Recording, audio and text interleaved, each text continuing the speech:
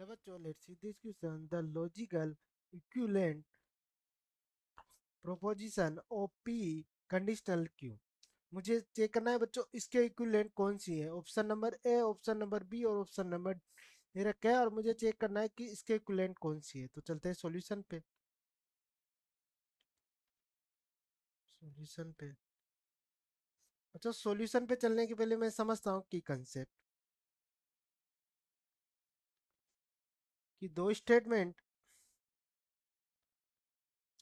अगर मुझे पी और क्यू दो स्टेटमेंट दे रखे हो, अगर मैं इसका कंडीशनल निकालूं बच्चों, तो ये ट्रू होता है ऑल टाइम.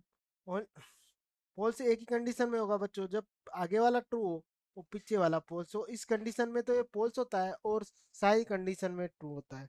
अगर मैं पी का डिजक्शन निकालो क्यू के साथ, तो ये यूनियन की तरह काम करता है बच्चों. ये ट्रू होता है सारे केस में. ओनली दोनों फॉल्स होंगे तब ये फॉल्स होगा.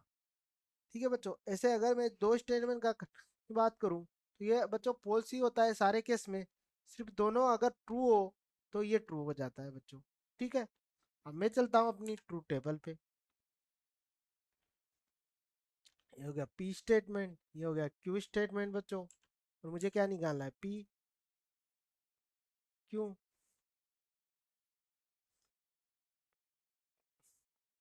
P Q, P conduction Q, और क्यू लाइक क्यू. ये निकालना है. अगर मैं इसके पॉसिबल केस की डिस्कस करूं, तो ये ट्रू ट्रू हो सकता है बच्चों. True true, false false, true false, true false. अब मैंने क्या बताया था, कंडीशनल में जब आगे वाला ट्रू हो पीछे वाला फॉल्स हो, उस केस में फॉल्स आता है. और सारे केसों में ट्रू आएगा बच्चों. ठीक है. अगर मैं डिजक्शन की बात करूं, तो ये सिर्फ फॉल्स फॉल्स होगा दोनों, तभी फॉल्स होगा. और बच्चों तीनों केसों में ट्रू होगा. और कंजक्शन की बात करूं, तो ये ओनली उसी केस में ट्रू होगा जब दोनों ट्रू हो. और तीनों केसों में फॉल्स होगा बच्चों. अब मुझे निकालना है P, P Q Q. P निकालना है, तो बच्चों जब आगे वाला ट्रू हो और पीछे वाला पोल्स हो, तब ये पोल्स आता है. वन लाख ट्रू आता है, तो इस कंडीशन में पोल्स आएगा और सब में ट्रू ट्रू आएगा.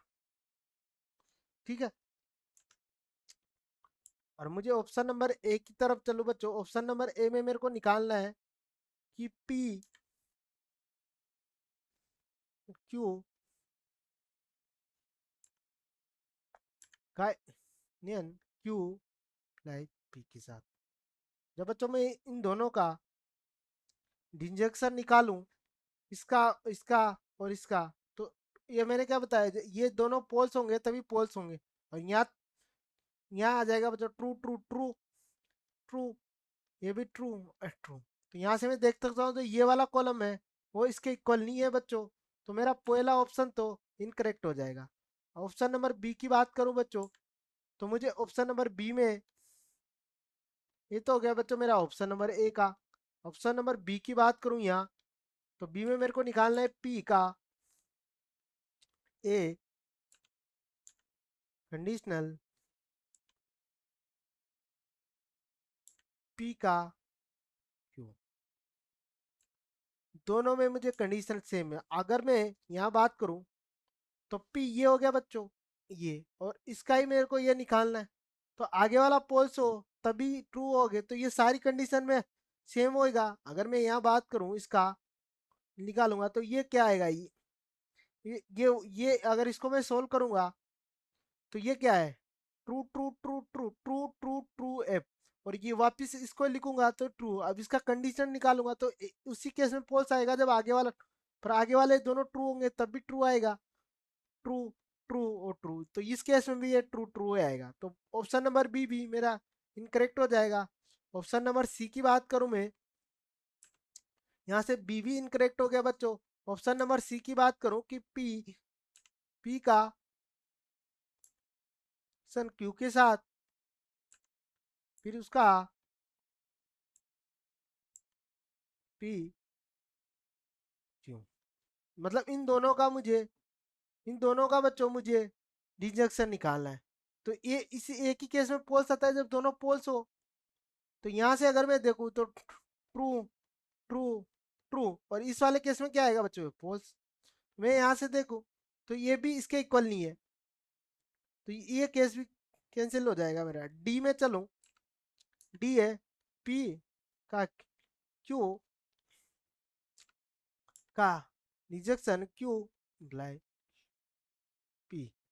अब मुझे इसका और इसका रिजेक्शन निकालना है। तो एक ही केस में पोल्स आता है बच्चों जब दोनों पोल्स हो।